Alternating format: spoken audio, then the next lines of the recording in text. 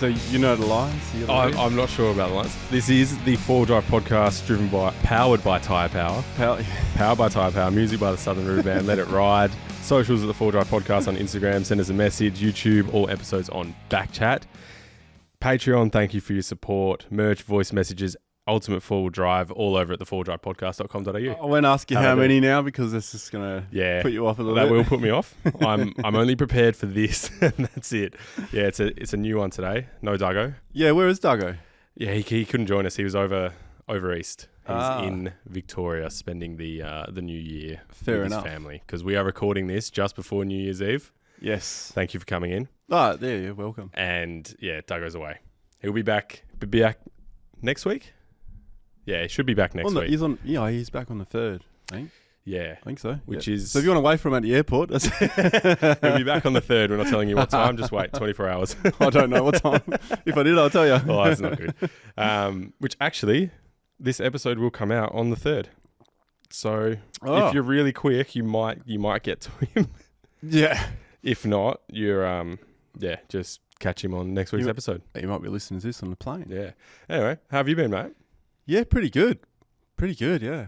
Yeah. What have you been up to? Done any trips? You've done a couple of trips, haven't you? Just came back from down south. Just went down to Wellington Dam just to chill for a couple of days. Most of our friends, they were out doing other things. There was we had a lot that were going to come down, but then old mate did something to his car. I don't know what you did, Jamie, but you did something to your car and couldn't drive it. Pulled out, did he? Yeah. Yeah, Rangers. Didn't tell you what he did? No. So we hung out. Actually bought 2 more kayaks, just some cheap ones. Had a cruise around down at Wellington Dam. You got that island called Snake Island. Are you familiar with Wellington Dam? Island. Yeah, I'm familiar with Wellington Dam. Yeah. Haven't been to Snake Island. That's in the middle? Yeah, it's kind of in the middle, but because it's a dam, it never used to be an island. It just used to be a hill, right? Oh yeah. Yeah. Yeah, now it's an island. Yeah. Did you kayak out there or anything? Bring any boating stuff? I actually kayaked out there with my 10-year-old daughter twice. So that was pretty cool. Brilliant. Yeah. I had to tow her back a little bit, but the second day I did it again and she came along. And she made it? Yeah, she made it. She paddled the whole way. She'd be pretty tight today. Oh, good. What car did you take? I took the Troopy. Yep. And took the 76. So Mrs. jumped in a 76. I drove the Troopy. Must be nice having a few options, mate. Well, it makes it easy for packing up. Yeah. Double the shade, two big destination awnings. Would you all fit in the 250? Because you got your missus, your 2 kids. Yeah. Did you bring your dog? There's nothing on it. Yeah, we brought the dog as well. Dog? Yeah. So would you have all fit in the 250 with all the gear that you took? Wouldn't be able to bring anything. No? No, because I've got a roof rack sitting. I haven't put it on yet. Okay. So yeah, right. Yeah. So if you had the roof rack on, it would have been all right? No. We'd still need 2 cars. Really? We'll just make it easy. Yeah, because right. we're bringing 2 kayaks, 2 stand-up paddle boards, and then we want the kitchen and everything that's already there. Yeah. The 76 just to bring all the extra bedding, because it was just like a quick slap to go. Yeah. It sounds like you brought a lot of gear. A lot of extra stuff. We brought a lot of gear. Yeah. A lot of gear that we didn't really need, but it's just convenient if you got 2 cars. Just why not? Yeah, to throw it all in. We usually do anyway, because just the dog is so big. Mm. Like Marley's 60-something kilos. Big dog. Yeah. You've talked about the dog on the pod before. Big dog. Yeah, she's quite a large dog, and she's she's a purebred Ridgeback, 9 years old. Wow. Yeah. So you're picking her up into the car, doing a deadlift? I had to because she was pretty tired because she went swimming as well. But she's getting to that age now. We're definitely gonna have to get her a life jacket. Watch another dog around similar size with a life jacket. Because the problem was she actually, I came back from Snake Island, so I've been gone for a while. Yeah. And she's a bit of a daddy's girl. So she was halfway out to meet you, was she? No. So me and Hannah were coming back. Sienna was still paddling on the stand-up paddleboard. Yep. And she had a dog on there. And then I went past because I just wanted to get back in because I was buggered. And apparently behind me, she leapt into the water to try to get to me. So she actually went straight down under the water. No. By the time I turned around, I'd just seen her swing towards me. So I hadn't seen the whole commotion. Oh, so you missed it all. I missed it all, but she actually dove in and fully trying to get after you. Well, yeah. Well, because she went underwater for a couple of seconds. Oh, no. Yeah, that was the whole thing. Just properly down. Yeah. 65 kilos is a lot to put up. So, but when I turned around, I just saw her swimming back to me. So I didn't know about all the other commotion. I didn't know, why is everyone like stressing out so much? Come on, Marley, come on. Oh, no. All right, well, we'll come back to this later on in the pod. Sure. Because I've gotten on the radar for you. Ah. On the radar. Is this a vehicle? Great segment. No, not a vehicle. Not a vehicle. I don't know if you remember the one we did a few weeks ago. Came out last week. It was the helicopters targeting forward drivers and the Victorian police in the bush. Yes. Hiding. Doing cameras and shit. There's another one that kind of came across my desk from one of our listeners on Instagram, Mark. Oh, would this be in Queensland? Victoria. Oh, Victoria again. Victoria seems to be a real harsh state. Both Victoria and I've heard New South Wales as well seem to have some very strict rules on forward driving outdoors. Yeah, well, there's not much they can drive on New South Wales at the moment. Yeah. Well, in Victoria, the city of Casey, so Casey is a city in South Melbourne, includes Cranbourne, Clyde, Devon Meadows, Berwick and Narrewarren. Hopefully I pronounced that right. You need to apply for a private land use permit if you want to do certain activities on private land, so land that you own or someone else owns. You'll have to apply for a private land use permit for the following activities: storing or repairing a recreational vehicle, storing a shipping container up to 90 days, storing long, heavy vehicles. If you intend to park more than one long, heavy vehicle on private land, you have to consult the planning team. Storing more than 2 unregistered vehicles up to 90 days, you need to apply for a private land use permit. Storing a skip bin, you need to apply for a private land use permit. Putting up temporary dwellings, no more than 14 days in any 60-day period. And dismantle, repair or service vehicles on private land, you'll need to apply for a private land use permit. So this is, you own the land and you have to apply for this that. Is private land. So this would be your home, your house, your land, whatever you have. Right. You'll need to apply for a private land use permit and be approved for that permit to do any of the following things. That's ridiculous. Or the previous things I just mentioned, sorry. That's ridiculous. That is unbelievable, isn't it? That doesn't sound right. This is just thrown across my desk. I don't know the exact specific things. This is what I've done on the research. Just I've Googled it and I've gone on the website to apply for the permit and had a look at what you need to do and what it actually entails. And that is... Wow. Yeah. Well, I'm glad I live in WA. That is insane. That's all I can say. That is literally just that one city in Victoria. The city of Casey. Does anyone live in Casey anymore? Apparently it's home to quite a few four-wheel drives and four-wheel drivers. Yeah. And it probably won't be for long if that continues to happen, because that is nuts. Especially if they actually enforce it. Well, that's the other thing. The enforcing of it would be there's a council member or a ranger or whoever it is driving around and looking at people's properties and then probably confirming to see if they have a permit to do whatever's to have whatever they have on their property there. Right. That must be the way they're doing it. Wow. I don't know if that's the way they're doing it, but that's just... It's your private land. I know. It just... I just got no words for that. It's just ridiculous. Surely you'd be able to do whatever you want to do on your private land. Within reason, right? Within reason. That's ridiculous. It's ridiculous, right? Yeah. Storing a skip bin. Storing more than 2 unregistered vehicles. Yeah. You're not allowed to work on a vehicle, repair it, dismantle it, or service it. Build a big shed. Land. Hide everything inside it. That's ridiculous. I reckon you'd have council members coming across to your shed and just being like, open that up. Yeah, well, I'll be... Do you have to? I don't know. I'll be getting a couple of dogs. Yeah.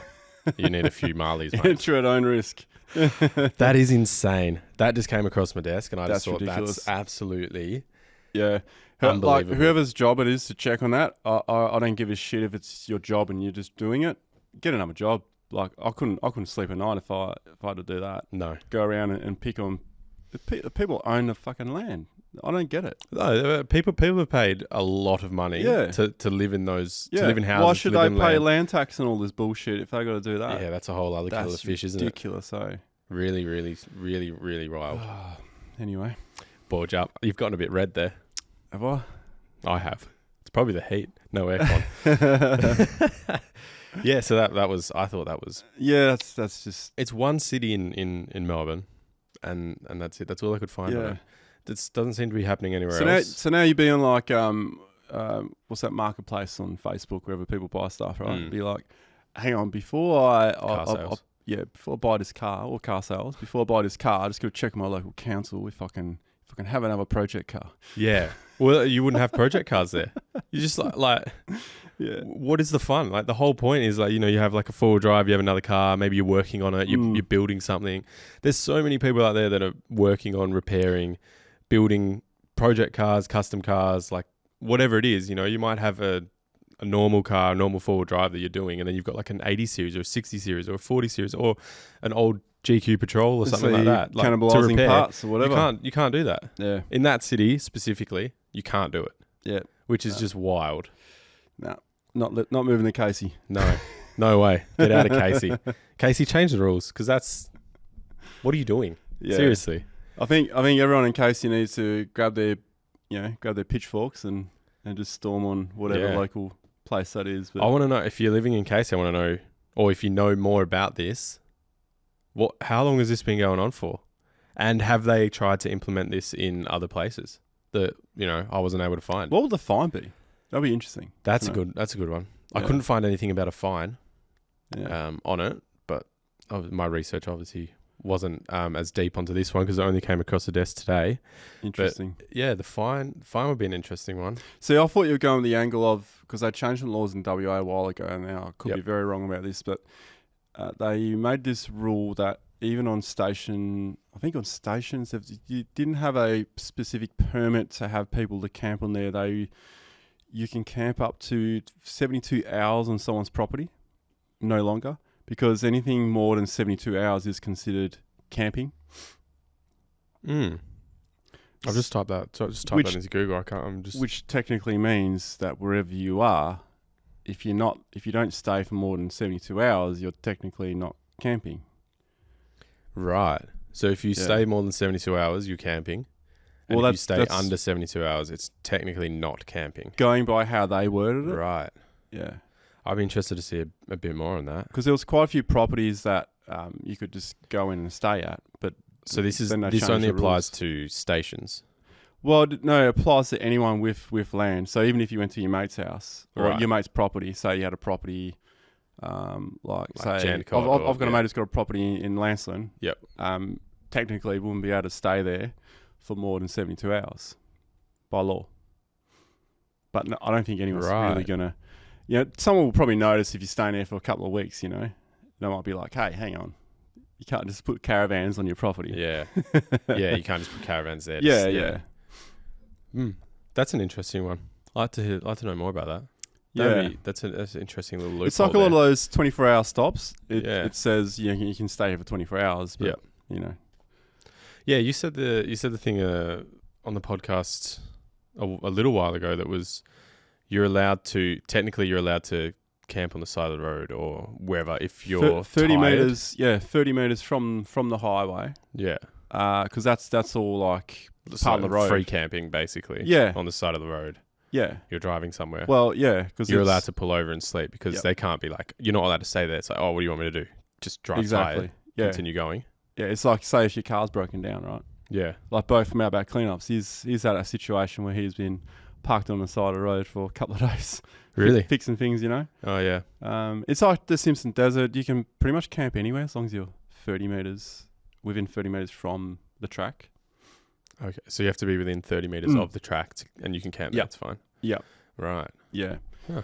Obviously, you know, there's other things in place. You know, don't let's move vegetation just to camp there when you could just drive a little bit further up the road and there'll be somewhere. Oh, yeah. Okay. Yeah. You use common sense. Yeah. Use common sense. Yeah. Use common sense. Yeah. But yeah. Yeah. Not everyone has common sense. Not everyone has common sense. No. It doesn't seem to be very common. No. Classic saying. Like the two young lads at Wellington Dam just doing donuts on the opposite side. Oh, opposite when you were there. Oh, yeah. It's just like, everyone's just like, what are you doing, guys? Like, yeah. In a 4-wheel drive or? Well, yeah, but they had it in a 2-wheel drive and then they get stuck in the water and then. Really? Yeah. Wow. You get that. You just take care of the tracks The tracks will take care of you, like take care of the campgrounds, and they'll still be there for everyone to use. Whereas the problem is they don't have that mentality, you know. It's crazy, isn't it? Because like it's a few bad eggs that ruin it for good people, or people that are doing the right thing. It's like people doing the wrong thing, and that's probably what's happened. That's why there's helicopters coming up. That's why there's police in the 4-drive trucks taking pictures of cars. That's probably what's happened in Casey as well. Probably what's happening in Casey. Except for you got the absolute opposite end of the scale. That's, you know, you've got someone who's from the Nazi party or something. Who doesn't like people having stuff on their property. Jesus. You know? Yeah. I mean, mate, I can't believe that. That is actually ridiculous. When that came across my desk, I thought, no fucking chance. Google it. Correct. Yep. Yeah, it's an actual. That's crazy. Actual thing. I'm sure there's more places in Australia. I'm sure there is. If like after hearing that, it can't just be the one city. Surely that's got to be the worst thing, right? Can you imagine if that catches on? More and more people. That'd be cool. More and more cities to actually dig up those laws that are still allow you to do certain things, like pissing on your front wheel. You know, apparently there's a law. I don't know the technical stuff behind it, but I'm pretty sure that I think it's your passenger side front wheel. You can legally urinate on it. So if you pull over somewhere and you got to go, you can, but you can't do the driver's side. I don't know, something like that. That's interesting. What I know, like if public urination, you're allowed to get away with it, or not get away with it if it's reasonable for you to not be able to find a public bathroom to go to. So if you are desperate, you really need to pee, and you can't find a public bathroom, you're allowed to pee. Really? Wherever. Yeah. I mean, it's as long as it's reasonable that you couldn't find one. Okay. It's legal to do. I apologise to our listeners for taking you down that path. Yeah, well, you know. If you're driving right now and you really got to go, you probably have to go now. Which, actually, tough dog tip of the week. Well, actually, tough dog tip of the week. I completely missed that. Tough dog tip of the week, I will say, involve the second half in your camp setup. And this is coming from personal experience because of what I do, it's my day-to-day thing, you know, build up this car, use it for this trip, use it for that. I haven't really involved the second half in it because she's got her own career, she's doing her own thing. So when we go camping, it's not like we have the camper trailer or the caravan that we've both sort of kitted out. Yeah. So she doesn't quite know where everything is and all that. Yeah, whereas most people are a couple forward driving, everyone gets involved. This is just purely you. Yeah. Right. Yeah. It's like stepping into someone's house, into their kitchen. So I find that because of that, it's just easier if I sort of sort most of the stuff out. But it does get, it's a bit of effort when you got two cars, you know. But it's not too bad. But it just be more convenient for the other half as well, because then they will know where stuff is. Yeah. Right? Because if they need to access something happens to you, they know where the first aid kit is, they know where clothes are, they know where it all is. Yeah. Good. You know, where the pantry is, how to open certain things, you know. Yeah. So, or even like real simple common stuff, you know. Yeah.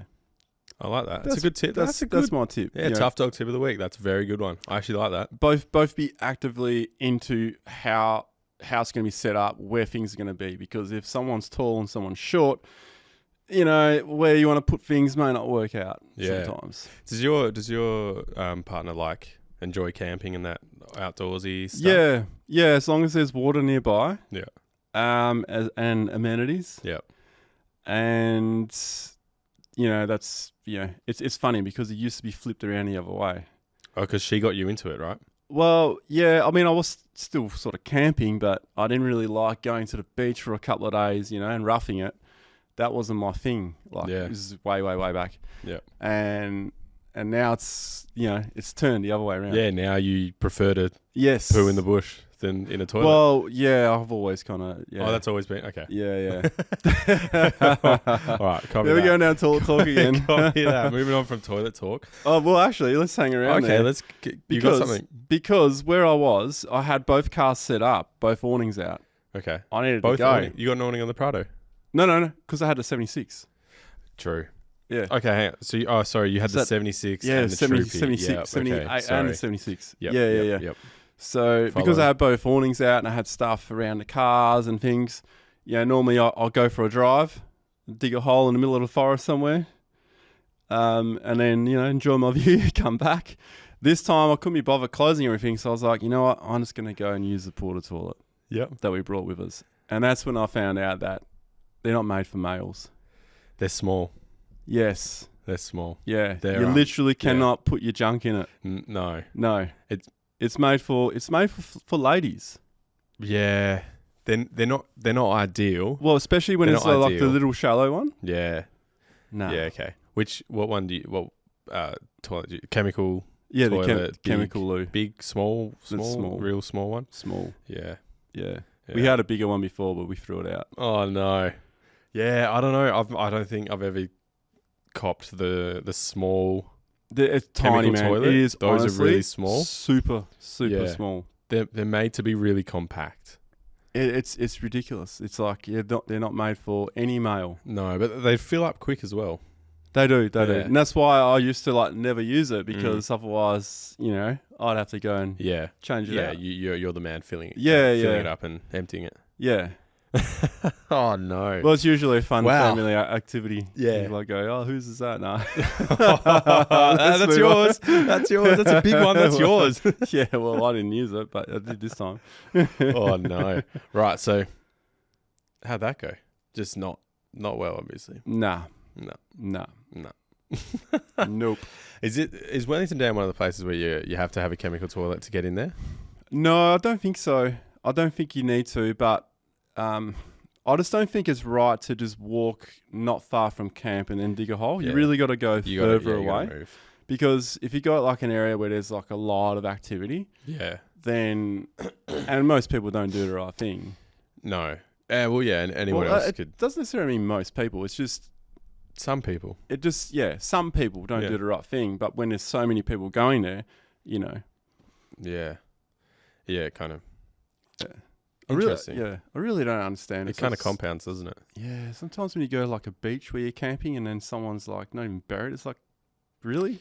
Yeah, how hard is it? Come on, man. Yeah. I feel the same way about broken glass, or cans left in places. Come on. Where are you putting the rest of your rubbish? You're obviously doing a lot of cooking, you're doing all that kind of stuff when you're out there. You're putting wrappers and all that kind of stuff in a plastic bag or in a wherever. Put your tins away too. Don't just smash your glass on a rock next to the fire and just leave it. Yeah, even if you walk around barefoot, pick it up. Yeah, pick it up. Pick it up. Oh, it's a massive pet peeve of mine. Yeah, I'm sure it is for a lot of people, because that is just frustrating. But a lot of it's from the olden days too, because if you go along Wedge, you go along Grey, Wangaran is called now. This place is close to Grey. When there's a storm that comes through and it erodes the beach, all of a sudden all this rubbish is just exposed, because what the norm was back in the day was you dig a hole and you throw all your rubbish in and then you bury it. That's what people used to do. Yeah, right. Oh, so we go to the old school glasses, old school rubbish. So if you go to somewhere like Sandy Cape, because that used to be shacks everywhere, as soon as that has a massive storm, all this glass and rubbish is just exposed, and people are like, people have been throwing heaps of rubbish here and all this. No, it's been there. Okay, right. So it's just buried when they had the shacks there, just because they didn't have a dump back then. Yeah, because Sandy Cape's quite bad for it. Yeah, for that. Yeah, so a lot of it's just a lot of it is just old rubbish. Yeah. That's interesting. And I guess no one's picking it up. That's just... Well, no, none unless Bo gets through there. Jeez. We can't have Bo doing everything. No, well, that's we need it. But we need to pick up after ourselves. We need to pick up after other people. You need a big operation to get all that. Yeah. Bo's doing really good work. Really good work. Bo from Outback Cleanups. Go check him out if you don't know who he is. We did an interview with him as well. Quite good. We need 10 Bo's in every state. We need a lot of Bo's. Government needs to get behind him. Well, have they got behind him? He got some grants, didn't he? I think he's getting a few. Yeah, good. Yeah, good. He deserves it. I should know because I'm one of the board members. So. Oh yeah, yeah. Ronnie, come on, mate. Mate, I don't even know what's on the run sheet. Yeah, it's a great point. Ultimate full drive. Right. What do we got? Have we got more than one picture this time? We do have more than one picture. Yes. Let me change off. Bring it up. So this one is in from Zach Monk. Zach Monk. Zach Monk. I've heard his name before. Yeah. Has he commented before? He may have commented before. Okay. He may have commented before. Zach Monk sends in. He's got a GWM Tank 300. Ooh, that'll be interesting. Yeah, I actually have had a look at these pictures, so I do know what's coming up. It looks good. It's a good looking car, and I'll show you in a sec. Budget 65 to 70,000. So I think that's what he's spent on the car. Okay. Including accessories and stuff. Yeah, with all the fruit. So the purpose he uses it for is weekend adventures, big trip once or twice a year. And you know what he's done? What? 3 things he loves, 3 things he doesn't like, and a few extra things. So you've been calling for that, and it's done. I've actually put it on the website now. Awesome. You have to 3 things you like, 3 things you don't like. So I've done that. I've made that change. Figured out how to do a website. I'm on. You've been busy. I have been busy. All right. Have you had any holidays? Yeah, no. GWM Tank 300, nice orange car really on the beach. Geez, they really have ripped off the Jeep, haven't they? Yeah. The Tank. Yeah. Is that an Esperance? Could be an Esperance. It looks Esperance. It does look down southy, doesn't it? Maybe like Albany way. That one doesn't look like Esperance. No. That's not a bad looking car, is it? No. The rims look big. Go back to that other one. Yeah, so it's orange or red? So we're looking at this orange, red. Orangey red. It's like a Mexican red. It's a dark orange. I'm going to say Mexican red. Mexican red. Well, it's definitely red. Okay. No, that's hang orange. On. That's still orange, isn't it? That's orange. It's, I don't know, is it red or orange? It's kind of in between. That's going to be one for the comments. Let us know what you think. I'm going orange. You going red? I'm going Mexican red. Mexican red. Right, is it Mexican red or orange? Let us know. I'm going to say that's the best Tank 300 I've seen so far. Yep, definitely. I don't think they usually come with the light covers on the back. No, it'd probably be like all that. Yeah, don't mind that. Ooh. Extra aftermarket stuff. Nice. So what's he got in the back? So it looks like he's got... There is one picture coming up for the back. Got a stand upright fridge. Oh, what's that? What's that on the bottom right? So... why is that rotating? So for those who can't see the pictures... Jackery. We've got a portable battery system in the back that seems to have inverter and everything in it. It looks like a pretty cool unit. 3,000 watt output. 2,000... I can't see that. How many amp hour batteries you got in it? It's a 2042 WH capacity. Can't see. 2042. Yeah, I think so. 2042 watts. That can't be the capacity. Watt hour?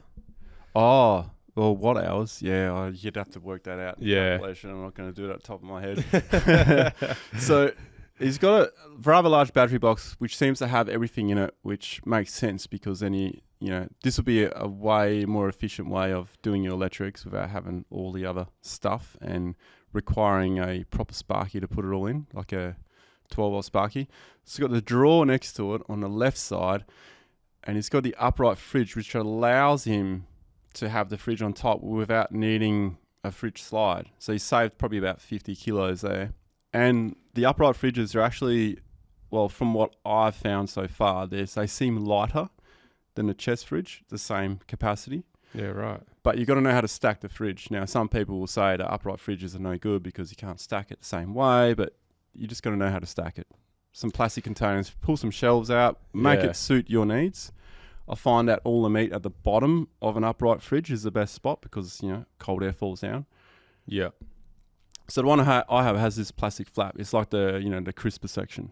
Yeah. But I just throw all the meat there because I want to make sure the meat doesn't get warm. Yeah. Oh, big fan of the upright fridge. I've been looking at getting one.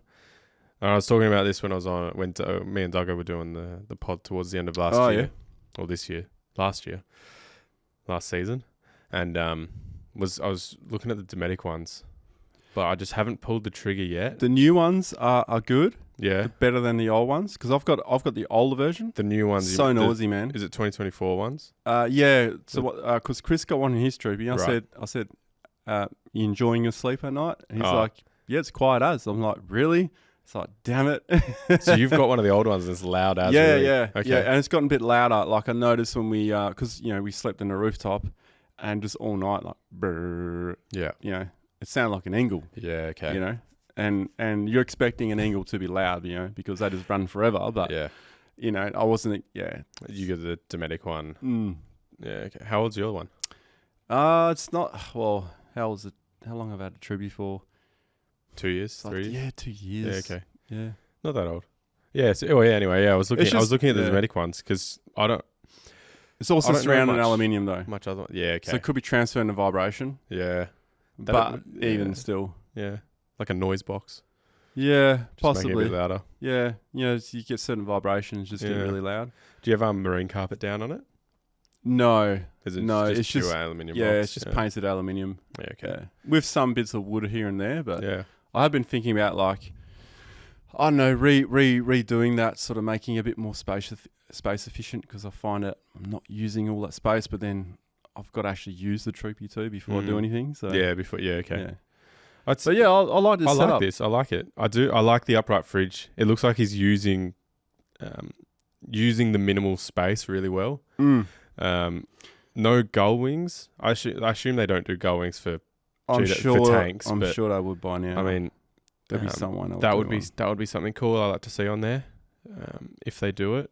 Just to make use of that window space on the side, like down the side of that fridge, you could really fit some stuff in there and make use of the gull wing to get it. And then that open space, I mean, that could just be bags and for a stuff. couple of bags, Yeah. maybe, whatever. I mean, he's got plenty of roof space as well, which was taken. He had taken up most of it for that little trip we saw there. Yeah, Oh, yeah, I two like the storage boxes on top. They're not the front runner boxes, but they do look like they're doing a good job. Yeah. Tied down on the side, which is nice. What size are the wheels, as he mentioned that, and what size did I come out with? Yeah, that's a good question. He's actually, so anything else we should know? 3 things we love. So I assume it's not just Harry, it's Harry and his partner. So 3 things we love. The price meant we could get a brand new 4x4 and still have a budget to add accessories without breaking the bank. We love how capable it is and how easily it conquers different off-road terrains. And we love that the colour is bright and it's something different. It's definitely bright. It is definitely bright and it is different. You don't see that. I've seen a few tanks around Perth and they are just kind of grey. Yeah. Grey Yeah. colours, like very plain, which is fine. Nothing wrong with that. But mate, do something unique. That's great. So what's the bits he doesn't like? 3 things we don't like or things that Or need they don't improvement. The payload definitely restricts what we can take and means we have to buy more expensive hiking style of camping equipment to keep the weight down. Yep. Still newish to the market, so getting spares to keep for a big trip means there's a delay in getting those parts for the car. They've actually thought about spares, which is cool. Yeah, Sorry, that's just having good. A bit of bloody No, right. You still got it? malfunction here. Getting stuck. I'm all right now. And people online bagging it out without giving it a chance purely because it's a Chinese 4x4. Yeah. Completely reasonable things to not like.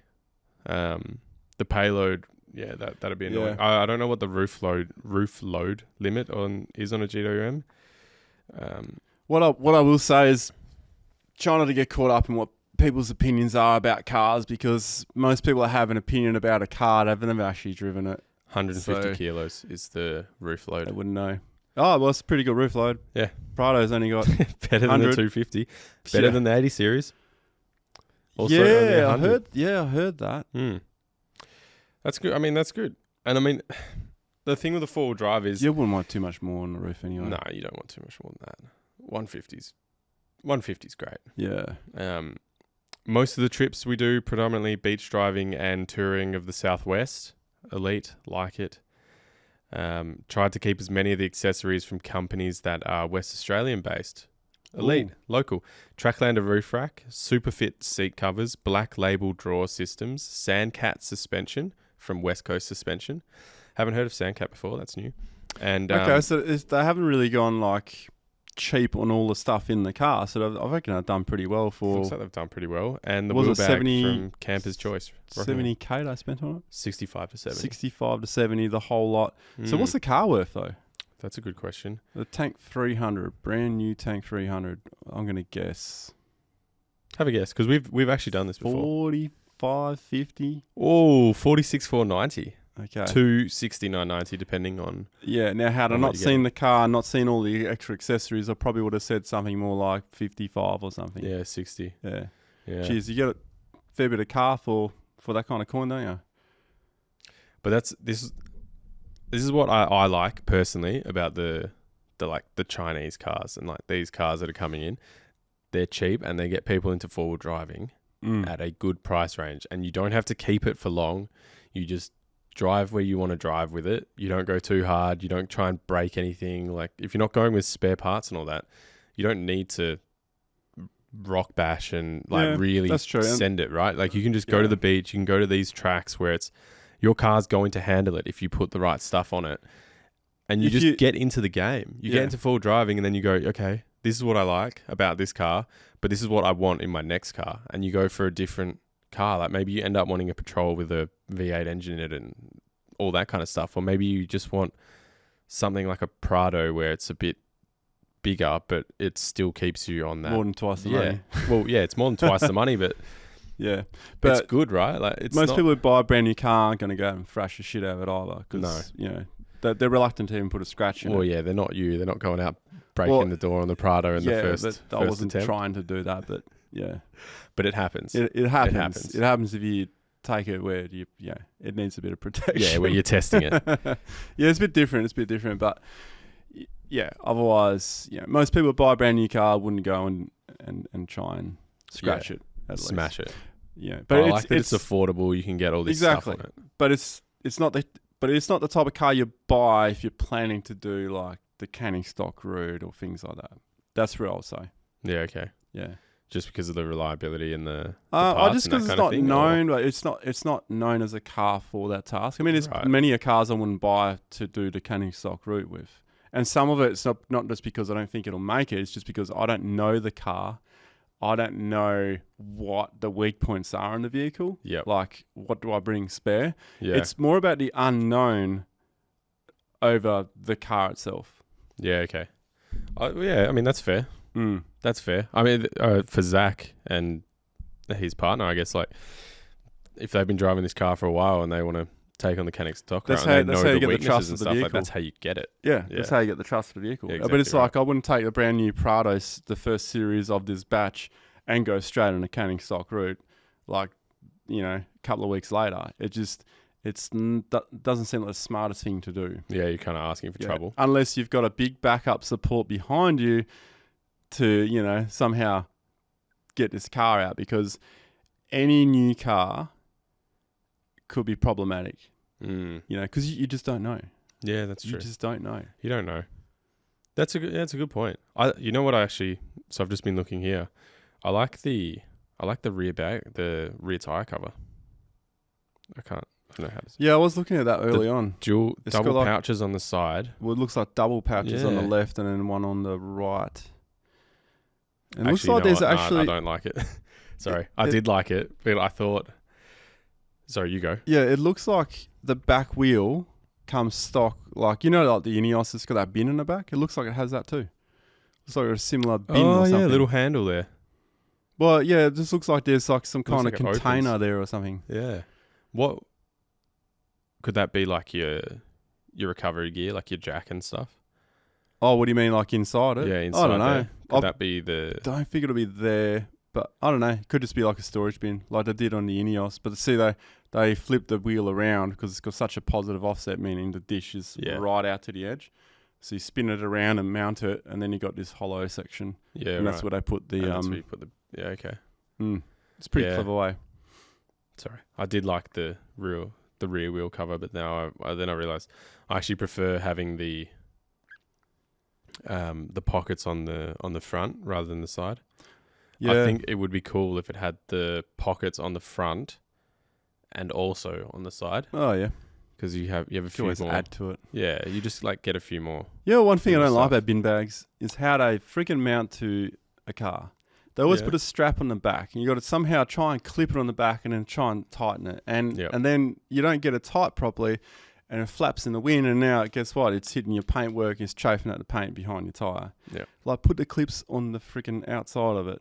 Make it easy. Do you think that's for theft purposes? Well, so then it's just take harder it off. For people to. then just take it off. Yeah. I mean, if you really want it, it wouldn't be a very good theft deterrent if No. you really want it. Like, well, the thing is, I'd like to see anyone who want to steal any of my bags in the back of the car because they're filthy as, you know. It's like, go for it. Take them. You take it, you clean it. Yeah, clean it up for me, mate. Oh, well, there you go. I like that. The thing is, most people use them as a bin bag too, right? You're going to steal a bin bag? Yeah. No. Yeah. You're going to go into someone's house and take a bin bag? No. Depends what they're throwing out. No. Yeah. few food. No, I like it. I like it. That's definitely the best Tank 300 I have seen so far. Yeah. I'm not really... Yeah, I would never buy a car that colour, but I reckon that colour looks cool. Yeah, you know what I saw today driving in? A sandy FJ. I've seen. Sandy It might be the FJ. same one I've seen around because there wouldn't be too many of them around. I doubt it. Is it- Personally, yeah. didn't really like it. Is this one wrapped? Not sure. I saw it from a distance. Okay. Didn't really like it. It was just, Did it have the white roof? yeah, it might have been black. Okay. If it's black, I think it's the same one I've seen. Didn't Yeah. mind it. Had a black bull bar as well.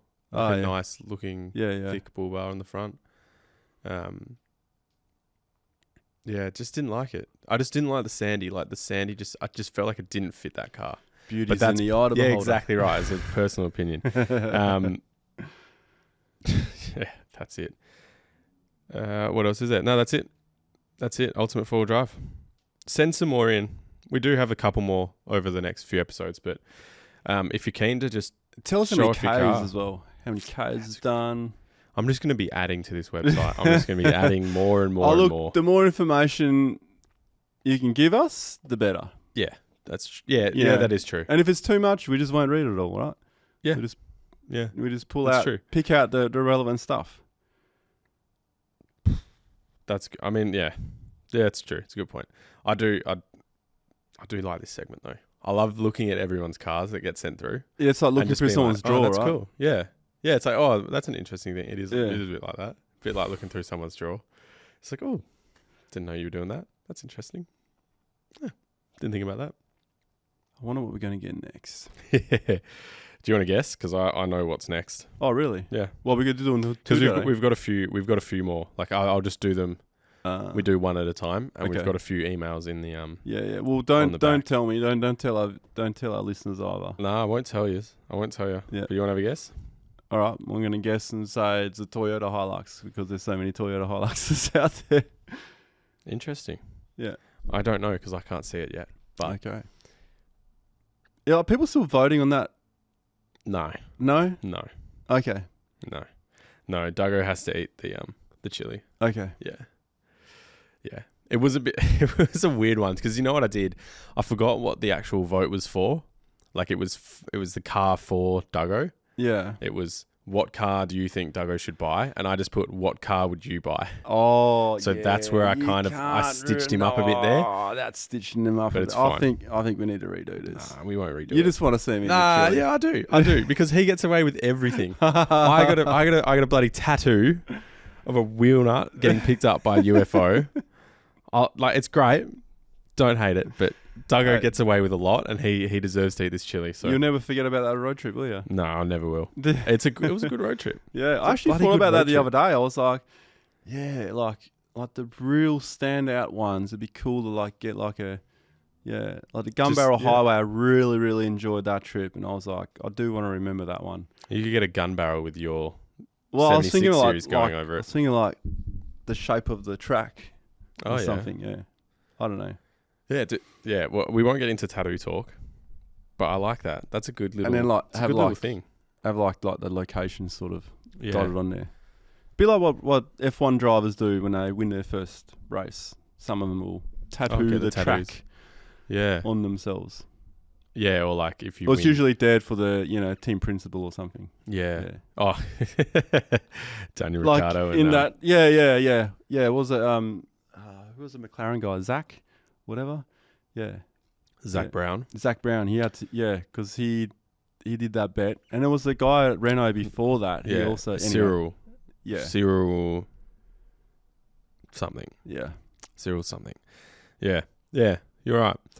Well, I do like the idea of doing like a wheel nut challenge every time we do something, and shit. at the end of it, it's the tattoo of the trip or something. Like I wouldn't hate that. Oh yeah.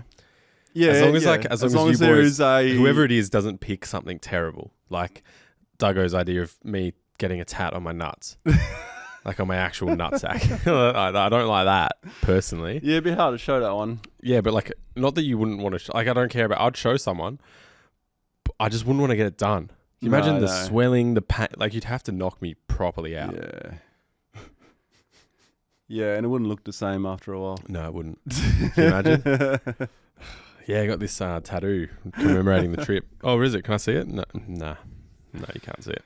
Oh shit! It's on my nuts. Moving on. Yeah. Just to wrap this up, we do have. Have we got call-ins?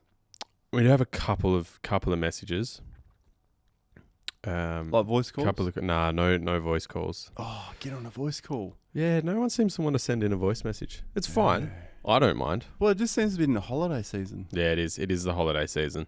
It's just towards the back end of the year and that holiday season, it's kind of slowed down a bit. So send them in. Send in your voice messages. If you got something for us, just send them through. Keen to definitely love hearing from you guys. So love opinions. Send them in. Okay, so I've got 3 things we could talk about next. Yeah. Forward driving over the holidays. Yes. So over the previous couple of weeks. Yeah. Or just what you did on holiday. Plans for the Prado. Okay. Or I can tell you my plans for the 76 and you can just sit there and listen. To choose? Yeah, you can choose. Or we can do all of them, but we're at 48 minutes now. We'll just fly through them. Just fly through them? All right, forward driving over the holidays. You went down south. You started off at the start of the episode. I didn't really do much forward driving. I just went camping and stuff? Just went camping, That's fine. That's what we're about here on this podcast. Put it in full drive to come down this track because we took a bit of a shortcut. Okay. Yeah, it was a couple of things we forgot to get, so drove back to town, grabbed some stuff, and then I was like, let's just take the shortcut. Yeah, while the wife and my other daughter was still at camp. Okay. And half an hour later, on top of the drive, we finally got back. Just required forward drive for one section. That was it. Good bit of fun though. Yeah, it was good fun. Yeah. Where were you? Oh, Wellington Dam. Just came in the back way. Yeah. Okay. I mean, we could have. Yeah, it was just so bushy. Some of it. I was like, nah, we'll be here for hours, so let's just get back. That's about it. What about yourself? Where did you go? I was in Bali, so it didn't really do much forward driving. In Bali? Didn't forward drive in Bali. The only forward driving I did was on 2 wheels. So we went to Gili T. Well, that's called two-wheel driving. Gili Trawangan. Yeah. What's going on with this cable? Stayed around there, did some diving with some mates and my girlfriend, and it was great. It was really good. I got salmonella on day 3. Got salmonella, so I was in bed all day on day 4. Hooked up to an IV, which was not fun. My tummy was not good. No, anyone else get it? Nah, just me. Just me. What did you order? Don't know. I ate a lot. Over there, like a lot of food. But I don't think I'll ever be getting chicken when I'm over there again. I think I'll just stick to red meats and fair enough. That kind of stuff. But yeah, that's what I did. So not much forward driving, and I've said this before. I think when I came back from Bali in the middle of the year, some of the cars they have over there, like they've got a lot of Suzuki Sierras and Jeeps. But they also have some really short. Yeah, very 70s, short wheelbase 40s, 70s, 40s. And the way they do it is they put like a 8-inch lift in the front and a 2-inch lift in the back, or like not even a lift in the back, and it's just like this. It's just angled up. You're like, mate, what is going on here? But they're just driving around looking at the sun, and it's mad. I don't know what the point of it is. I don't know the point of that either. But it's an interesting thing to do to a forward drive. Yeah, I mean, not so much Bali, but there is a lot of forward drive activity in Indonesia, like competition wise. Yeah, competition wise. Yeah. They get fully into that, like the full on mudding stuff, Yeah. There is there's a competition in Perth for buggies, and like the forward driving buggies. You know, when you go to the Sydney forward drive show, they've got the climbing and that kind of stuff. Yeah, there's a few. They've got some of that over in Perth, and it looks interesting. Yeah. Yeah, It's just there's a few that sort of some of pretty them are hectic come stuff. and go, and Mm. or I just don't know where they've been held or whatever. But I went to one which I was able to record at, so that was cool because it got quite close as well. Yeah. They're pretty cool to watch, but Yeah. it's just they don't have many properties, like, so there's few and far in between. Yeah. There's a couple. There's a couple more properties getting involved now, or like places where they can do it. Yeah, I've been invited to a couple of them, but I just haven't had the time to go. But yeah, they seem pretty cool. Definitely worth just checking out at least once, because most of the guys that do it, I mean, all the guys that are doing it, it's literally their own. Yeah, it's a passion project. It's a full pretty thing. much. Yeah, they're doing it in their garages and stuff. Yeah, they're pretty tight knit crew as well. Very tight knit crew. Yeah. The my hairdresser actually competes in them and does his own buggy and like competes and drives it and stuff. Yeah, it's pretty cool. So every time I go to get my hair cut, he's showing me pictures of it and stuff. It's cool. Yeah, really cool. Shout out Crusoe's Hair Design in South Perth. Great place. Plans for the Prado. What have you? Obviously, it's been a few weeks since we've caught up and talked about it. What have you done? And just give us a quick rundown on what's going on there. So not much is happening in the Gap, but I am going to wrap it soon so I can use it a bit more, because it's not the same as a 70. Don't really want to scratch it. It's pinstripe. We're going to lose its value, especially like if I decide at some point I don't really want to keep it or whatever. Yeah. Then it's going to be hard to sell a car that's scratched up and all that. So you're definitely going to wrap it. Because it served the other car so well. And I've already upgraded the tyres, but I want to do the tow test. So tow test happening very soon. And I've still got the stock tyres from the 76, because I really want to see how they both behave against each other. Because one's got the 8-speed, the other's got the 6-speed, just to see exactly, because they both have that tow hole mode as well, just to see the difference on the two. Because I think that's the main question I've been getting from people. It's like, I want to know how should I get this or this for towing. It's like, well, I haven't done any towing tests yet, so I can't recommend anything. Yeah. So that's happening soon, but I've got some muddies for it, which are 34-inch, similar size to what I had on the Ineos. 34 inches legal on the Prado? Yeah, it would be. Yep. It would be because, And you'll be able to fit it without rubbing and all that? Yes, that's why I went to a 34. Yep. Look, I'm definitely going to go bigger, even if it's just temporarily. But before I can do that, I need to get a bull bar on it. So that's also something that's happening. But, I still need rock sliders. That's probably the main thing.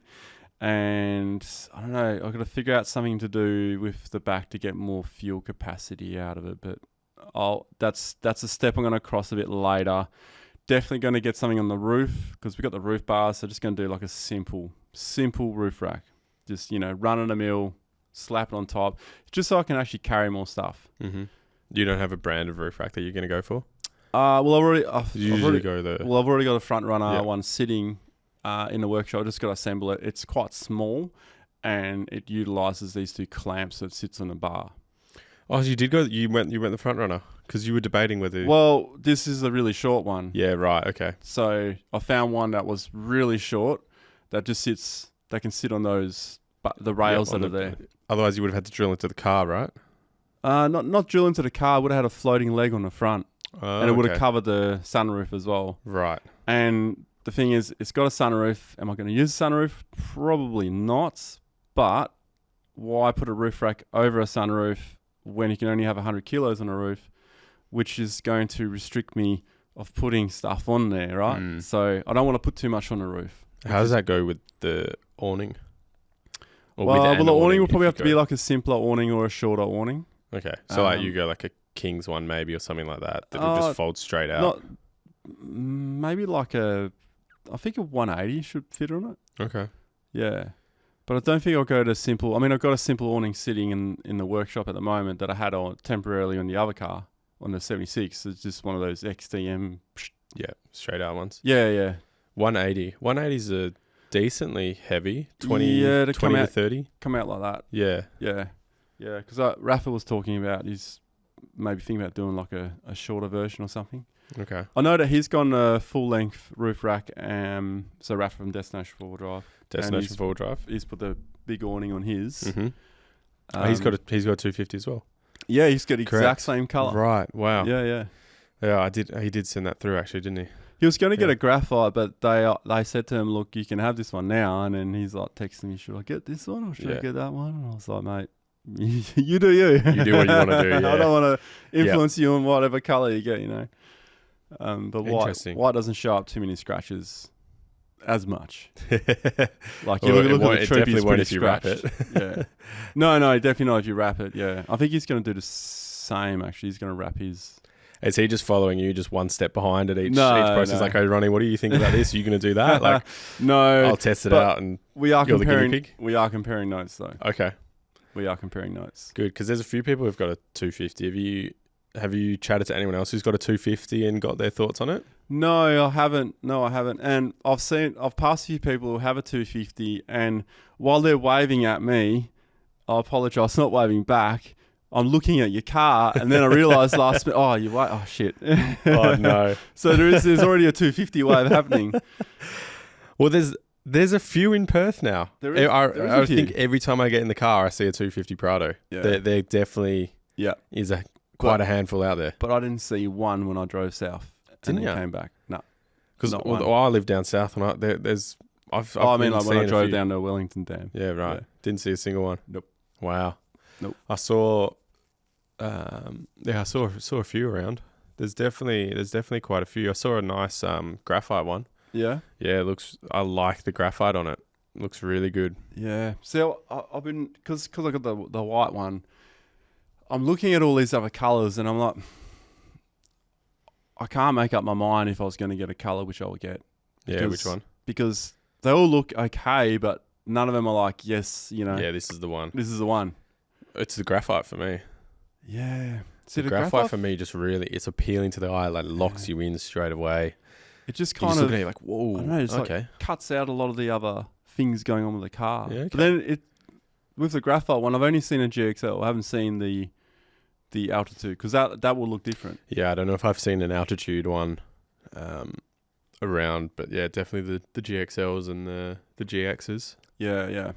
But yeah, not many altitudes or cackadoos, at least from my travels. I mean, other than that, I'm thinking about in the back, you know how I'm against draws and stuff. Yep. I'm thinking maybe just a really low set, but then maybe not, because then I can't get it. So I'm still like umming and ahhing what to do there. I want to come up with something. That's interesting, because I'm thinking that I'm having the same thing in my 76. Yeah, so what's happening there? Well, I just want to, I've said this so many times, people are probably getting sick of it, but just redoing the whole rear setup. I've got the dual draw system. Already. I want the upright fridge. Yeah. Like that is on the list, and that's something I'm going to get. Just something I haven't sorted yet, because suspension and fixing the underbody came first. But once I get that sorted, it's just, I don't know what I'm going to do in the rear. I like having drawers, because it's something that I can just have them there. First aid kits, recovery gear, like all that kind of stuff can just live in the car permanently. You don't have a dog? I do. Yeah. Okay. And the missus got a dog as well. They can jump pretty high. Yeah, they can jump high. They can jump straight into the back. Yeah. You could always do like a really sort of low sort of draw system, because then you can have the stuff that you're always going to need for camping or whatever with you, always. Then you're not going to be stuck in Whiteman Park. And Who's that? Whiteman Park? I don't think I've been there. Well, yeah. Oh, now you're denying it. You can go back and listen to the other episodes. Yeah, that'll never happen again. The local park in the middle of Perth. It's actually quite tough. You really need to engage full drive and let your tyres down, I found, when you go through Whiteman Park. But that's just me. That's just me. Never mind all the normal two-wheel drives they go through there with people who would never... Driving straight past. I don't know how they were doing it. Must have got really light cars. Might have stayed on the road. I think I was heavy. Yeah, staying on the road probably helps. low drawers I've been looking at, like that just seems like the right kind of thing to do. I really like front runner boxes. The idea of having that in the back to just kind of take out and throw in whenever I need.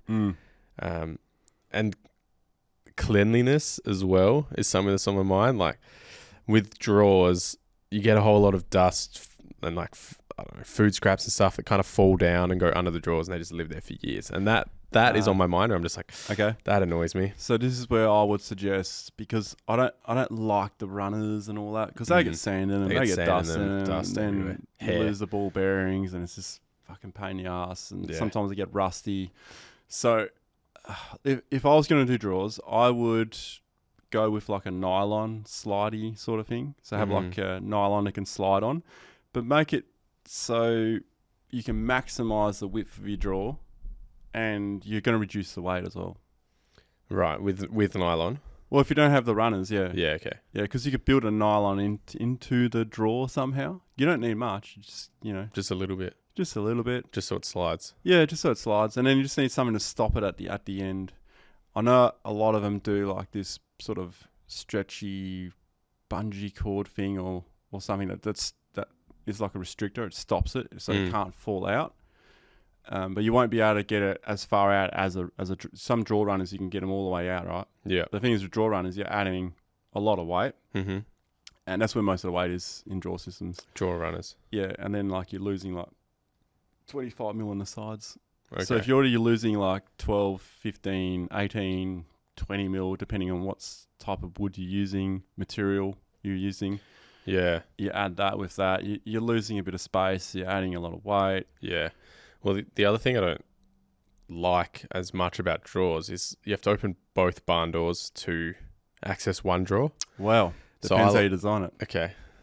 Because if you design it so you can pull one out with just opening one door, you're already onto something. That is the way, I think. Like, because if I can just open one door, because I've got the rear bar on the back, so I've got the tyre and the jerry can holder and the gas can on one. But if I can just open one door and one swing open one and just pull it out and access most of the stuff that I want to get when I'm going back there, that'd be elite. 100%. Yeah, that would be perfect. And guess what? So an edit I'm working on right now, Chris's Bloopy, the Treaty, he's flipped his whole setup. So the bed's normally on the small door side. That's what everyone does. The right side, because they can get the vision out of those windows. That's the main reason. And then everything's on the other side. But he's flipped it over because he wants to, it's a different story. But he's flipped it over and he's got an upright fridge right at that door. And he can open that fridge with that door. Just with the door. And that door is the same size, apart from being a little bit taller on the Troopy as to your car. Yes. Because the same bundles. It's the same. They're just taller. Yeah. So if you have a low drawer... I like that. Yeah, if you're able to open the door. Yeah. His fridge must be a bit further back. It's like recessed a little bit, but you can still utilise that space in front of it if you need to. You could have like a hanging... Swings open the same way as the door? That I can't remember. No, I think it goes that way. Or maybe it does go that way. No, yeah. It swings the opposite way to that door. Right. But he can open it up enough. Yeah, okay. Like enough to actually open up to get stuff out. Yeah. I like that. I didn't think about that. That's actually a good idea. And the reason why I didn't do it the other way is because then he can't open the door the whole way. Right? The fridge door, that is. Yeah. Because having it the other way, he can open it the whole way. See, in my Troopy, I've got the fridge on the opposite side that he does, but I can't open it the whole way, which means I can't get the shelving out inside the fridge without risking breaking, snapping something. Yep. Right, okay. So it's much better on that side. That's a good idea. But what I would suggest for your 76 is 100%, if you can afford it, go a gull wing on the driver's side. Yeah, I've been looking at Mission 4x4. What's his Shawnee? Yeah, he does really nice shape some really nice ones. Yeah. And the exterior as well, you can like just hook some stuff on. Yes, so, It's got the crisscross hatch pattern. Molly panel. Yeah, molly panel. Yeah. Yeah, that's nice. I do. Yeah, at the moment I've got on the rear door, on the barn door, I've got a canvas bag that kind of like with 3 pockets at the top, then 3 in the middle, and then like one long one at the bottom to put stuff on. So it goes from the top of the door down to like the that 3/4 of the length down the door. Yep. And it's like just a bag that you can put stuff in. Yep. So that swings when I've got the door. Is that a camp cover one? Yeah, it is the camp cover one. Yeah, I kind of want to get rid of that. I like it. Like, it's really good for storing and storage and all that kind of stuff, but it's just not. It gets in the way. It's heavy on the door. Not that the door can't handle it, but like. Yeah, you've probably got a big tire on the back of the door anyway, yeah, right? Exactly. Yeah, well, I do, but I've got the rear. Oh, you do too? Yeah, I've got the rear bar, so that's fine. And then the drawer. Pulling out the drawer, like, it's all kind of in the way, and then if I want to put a table on the side of that, like, I have to, that hangs over the table. It's just, it'll be easier to get rid of it and put something else there. Okay, interesting. So would you put a table there? I would put a table there. Where's your current table? It just slides into the side of the fridge or something. Oh, okay. So on the left. Yeah. Well, that's another good thing to point out, is where you mount the table is really, really important. So you can get it out first thing. Yes. Because like, even just going down south, we bring an extra table so we can put other general shit on it. Even though we've got a table that comes off the side, we got the kitchen table that comes out the back, and then we have the 76 table that flips down, the one you're talking about. Yep. So all that is going on. We still want to bring another table. Yeah. One you can move away. But you've got a tracks table on the side as well, right? I do, but I can't move the table away. You can't move it. Yeah. But that's more of a kitchen sink and stuff. Well, it's definitely handy having a table attached to the car. Something that you can just like drop down and then like make a sandwich and then get back on the road or do whatever you're doing on that table. But you always kind of want one to move around, right? Yeah. Just move places, play some card games on it, do some cooking while you watch the sun go down over the beach, something like that. Yeah. That's handy. I reckon something you can move anyway. But often I'll just bring like one of those benches that you get with like the full table set. The bench is awesome, especially when you're cooking on fire and you just want to hang around the fire. Yeah, you got a bench you can put stuff on, use as a coffee table. Even everyone can use it, or you can also sit on it at the same time. It's just a handy thing to have. Yeah.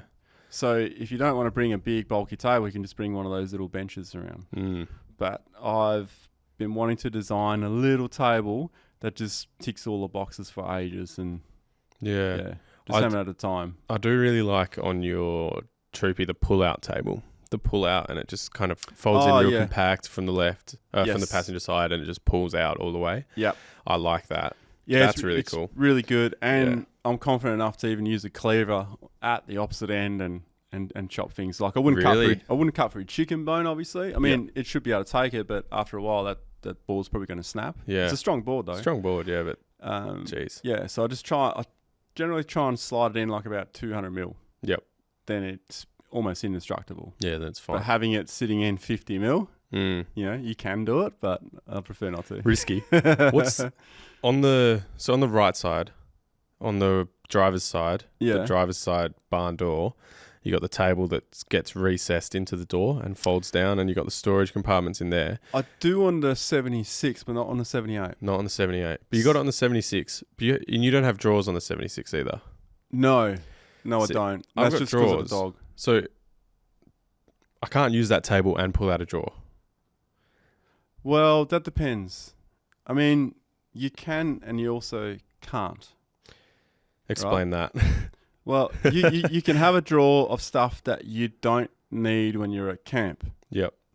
Which means if you've got all your recovery gear or tools and stuff splayed underneath it, right, in a really wide drawer, because you can have a narrow one, now you can have a really wide one. Yeah, really wide one. Or you can split it again, so you got one that is exact size of the table and one that just sneaks past that table. Yeah, okay. You could do that as well, but it means that it's like, I understand that people don't want things that are clashing, but if you use it in a way where it doesn't matter, it kind of sorts that problem out, because people build stuff around these issues that they make up in their head, and they don't really think through it properly. I mean, I've done it myself, and then you end up not using the drawer for that purpose, and then you realise, shit, I've never actually opened this drawer while I'm at camp anyway, or I never opened this table while I'm well, if you pack the right things in it, like if you pack stuff that you're not going to use while you're using the table, like you won't have to access it. Yeah. Right.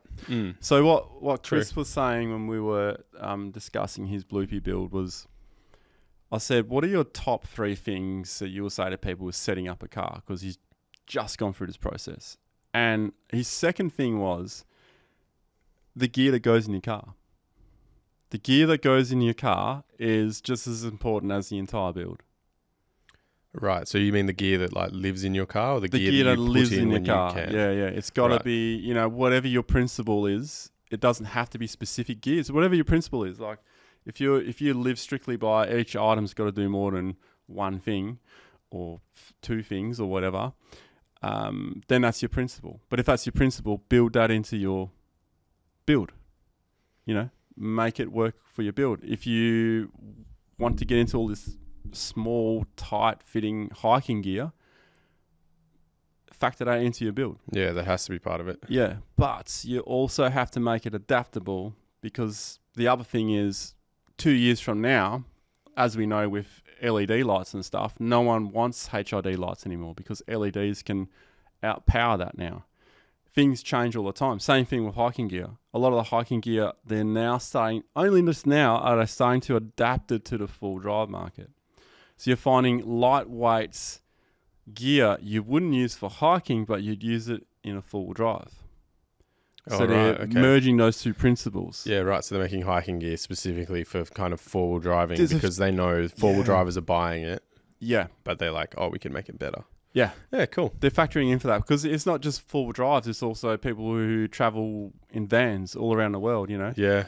I mean, there's people in you know, countries that don't have many off-road sort of places, but they've still got highways and roads they can access the forest and stuff. They're still cruising around in vans. They're still doing essentially the same as what we do as full drivers, but they're using the roads. They're using vans. They've still got rooftop tents. They're still, because they're going to maximize the space. And a lot of them will go and buy a car like that, travel through Europe, and then go back to wherever they came from. And go hiking.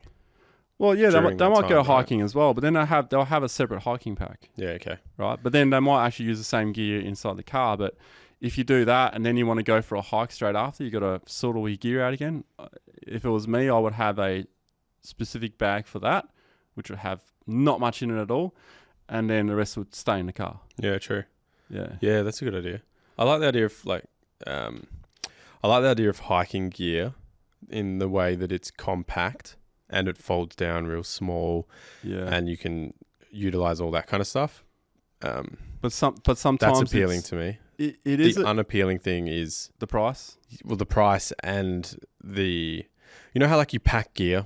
You go on a trip and you pack all your stuff and it's all neat and everything. It's real tidy. And then you're out there camping and you're just like, fuck it, I'm throwing it away. I'm throwing it here.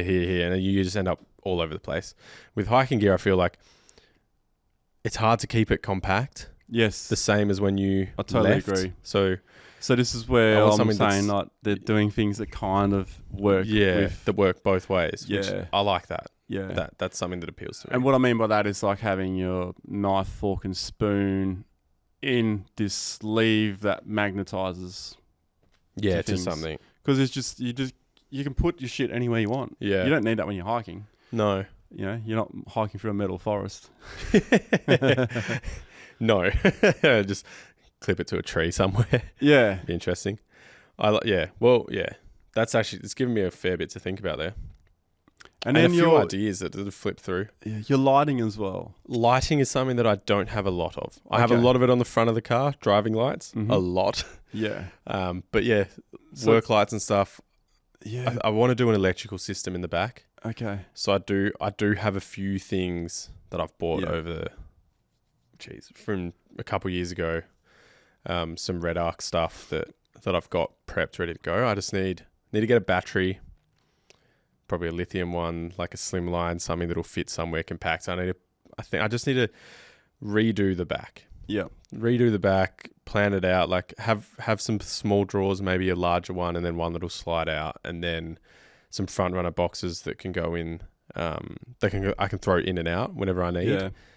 Upright fridge. Maybe don't restrict yourself to specific boxes. But what you do need, just like those style of boxes. Yeah, but it's like if they're too big, there might be something smaller. But whatever it is, whether it's front runner boxes or other boxes, make sure that they're stackable, that are all the same, because then you can swap them in and out. That's the main reason why I use those front runner boxes. Yeah, because you can swap them in and out. Swap them in and out. Yeah, I do use that plastic tub that's I don't know if you can see it sitting over there under the clothes. You know, the big plastic tub. They're okay, I but use those. they crack after a while. They do crack after a while, but that's what I've been using. Like this is what I've got lying at home. I just a couple of those. They stack on top of each other. Yep. They're not the best, but I use those for like dry foods. And that You kind can of stuff. even like tubs from the Bunnings even do these tubs that are quite robust, but they don't really come with lids, but they stack into each other. Oh yeah, that's also another one. You get different colours, so you can like go, okay, well this is and this, and red's got this, and green's got food, whatever. Yeah. So there's many different ways that you can do it. You just got to do it so it fits with what you're trying to build, and that's the reason why I'm saying don't just restrict yourself to that brand of boxes, because if your space, that brand of box might force you to compromise on one side.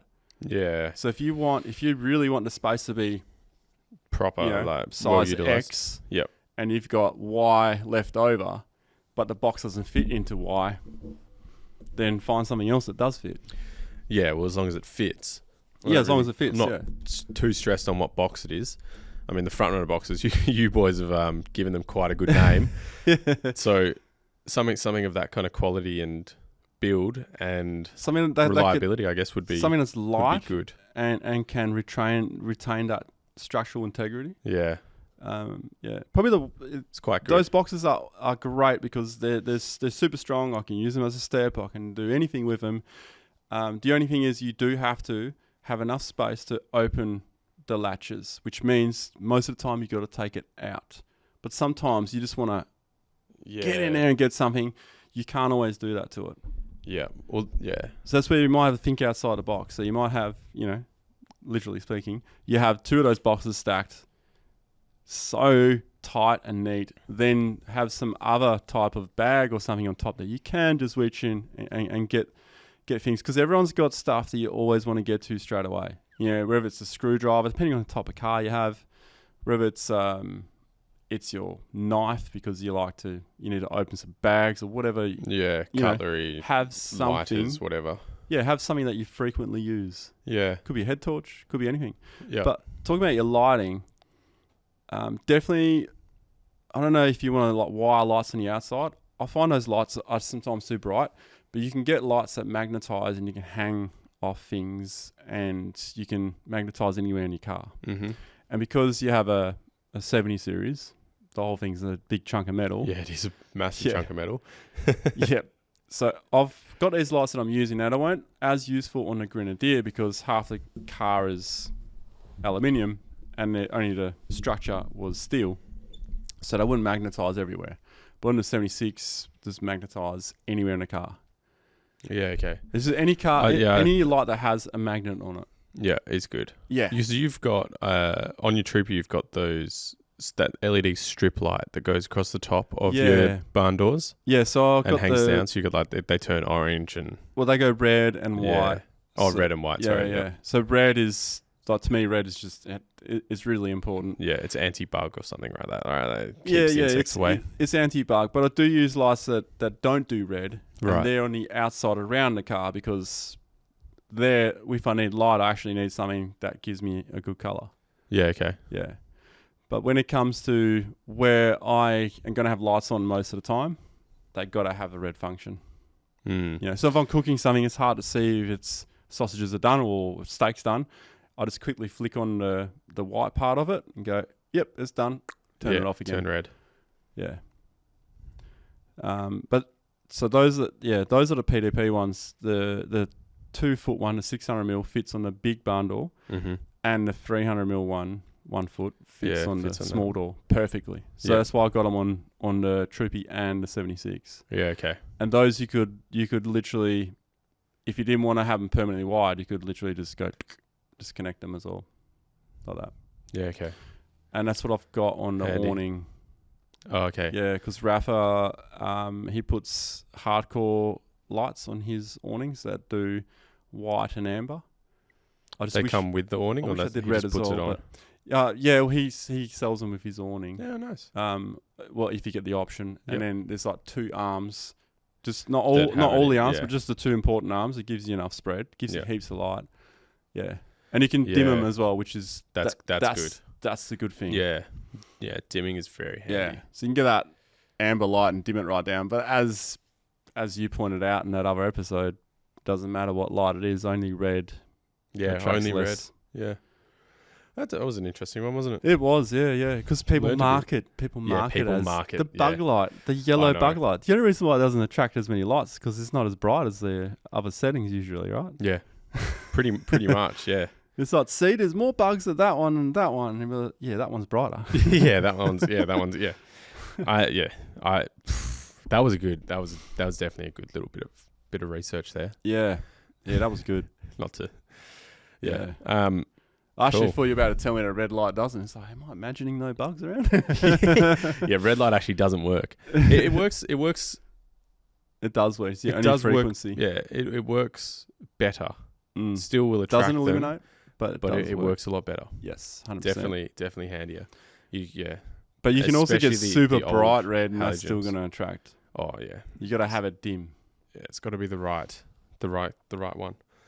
Dim is definitely the way to go. Dim is the key. Yeah, dimmable lights are the way to go, especially when you're camping. Just to have the ability to, I don't let your eyes adjust to the night a little bit as well. Yeah, it's just not nice having a bright light at camp. You know, No. it's just like, Yeah. I think gone are those days. Long gone. Surely. You'd think so. Yeah, I mean, caravanners might disagree. Yeah.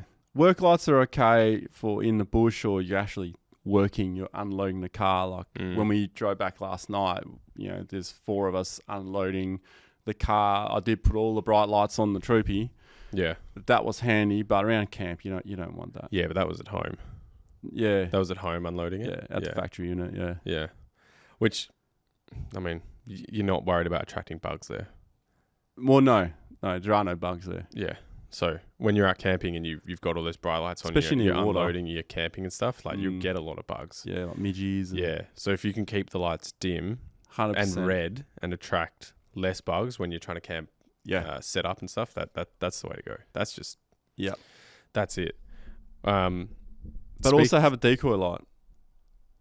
Oh, okay. Yeah, so like a bright LED or halogen light facing away from camp. Just LED preferably, because you can have it on a battery. And if you get like one of those Mozzie ones that have, Yeah, well, I just said halogen because halogen attracts the most bugs. Right. Okay, but also draws the most power. It does draw the most power, but if you're doing it as a decoy light... Yeah. And you've got it on like a... But it might not last all night, though. Yeah, it's true. That's true, but do you need it to last all night, or just while you're... Generally... I like to have it so it lasts long enough, because if you don't use it all night and you forget to charge it, it should last the next night. Yeah, okay. But otherwise, you have to then... Yeah. And if you arrive at camp, when I do sometimes, there's no time to charge it. In campness, we find camp. In darkness, we find camp. In campness, we find dark. In campness.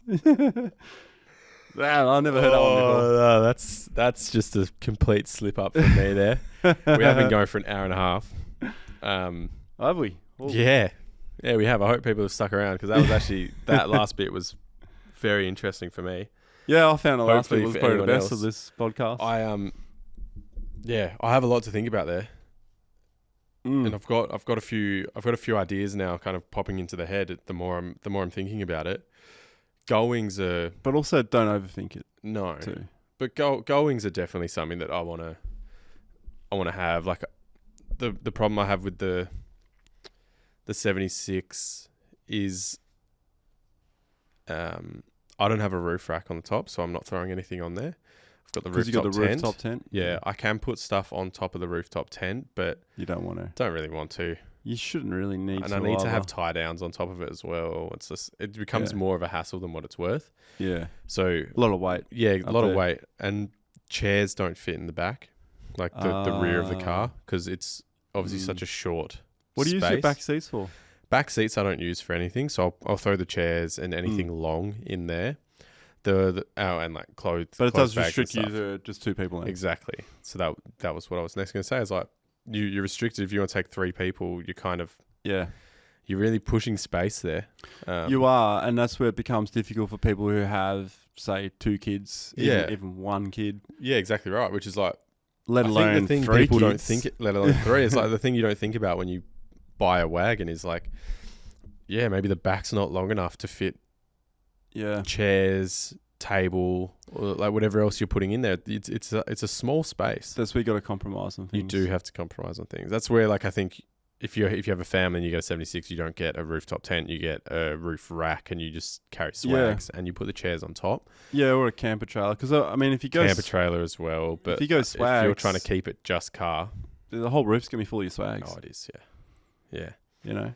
But I mean, if you've got 2 kids and you go and your partner, tent. I mean, tent. Oh, there's RV5 tents or something. Tents are good. Black Wolf do some really nice those, ones. Yeah. I mean, pushing the budget a bit probably. It's funny in Australia we don't really think like 4-drive community. We don't really think about tenting much.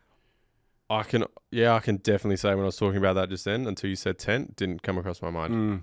But I wonder how many people else like just went, oh, tent. Yeah, think about tent. There'd be heaps of people to say, just go a tent. Yeah, mate. just go a tent. What are you doing? But you still have to bring all your bedding. You do still have to bring.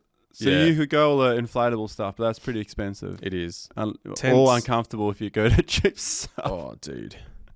You have the worst night's sleep of your life. Your spine will wake up. You won't be able to move. Yeah. The tent's a good one.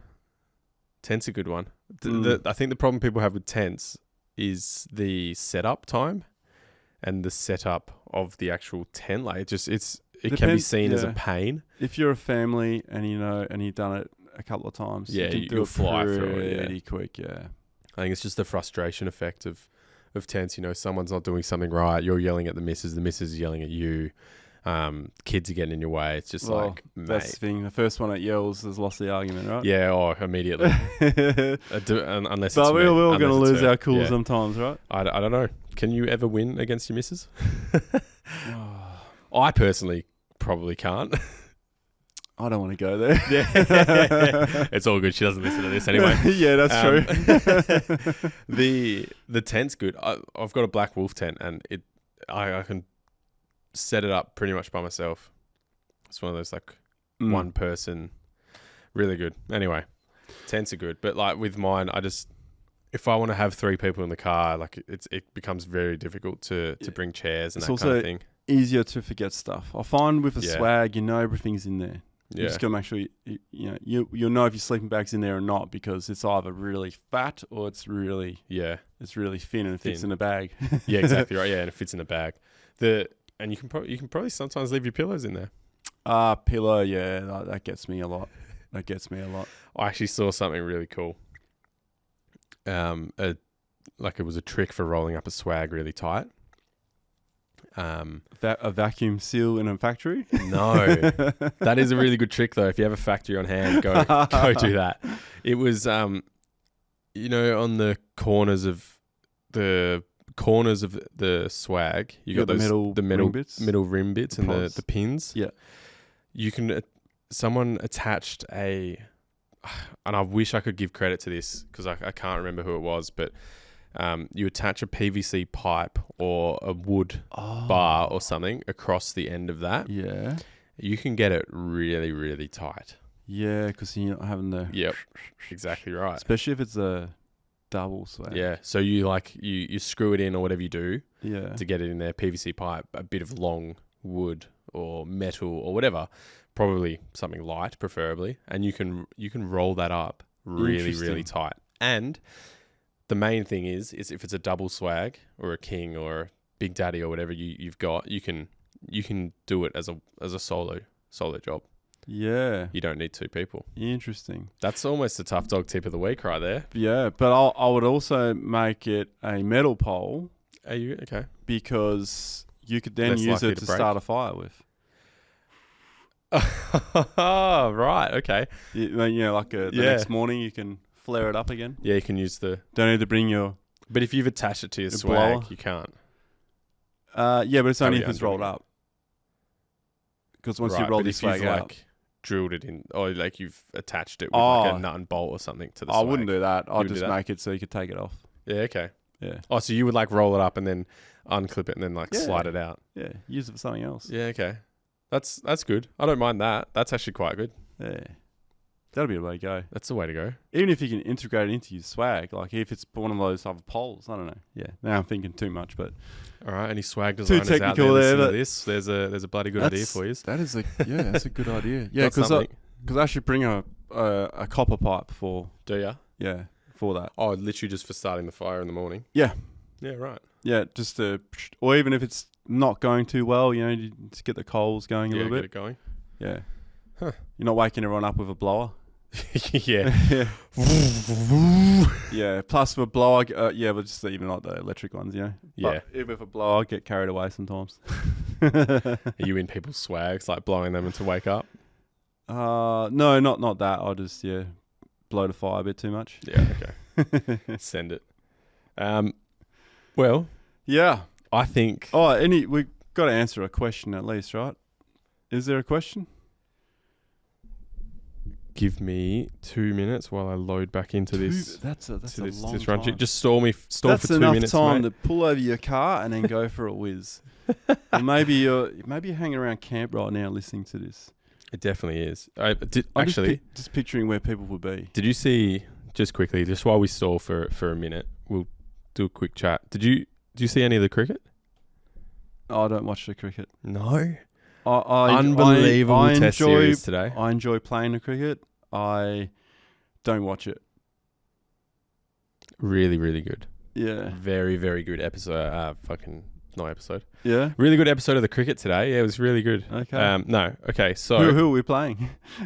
We're playing India. Oh, okay. Are we always playing India or England? Yeah, pretty much. Recon Adventures 9257. Have to eat the whole chili, Duggo. I had to, and he also said I'd go the Ineos if I was Duggo. He tricked you. He got you with that chili over the Nullarbor. He didn't trick me. He's just chili resistant. Yeah, I know, which I think tricked you.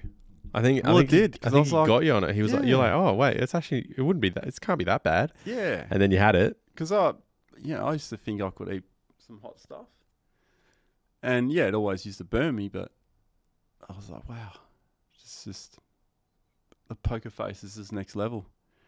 If it was burning, actually, there is. We never checked Jono for candle wax on his tongue. No, we didn't. But I didn't done really a want Homer to. Simpson trick. You seen that episode? Yeah, the candle wax on the tongue where he just eats like everything. Yeah. Yeah.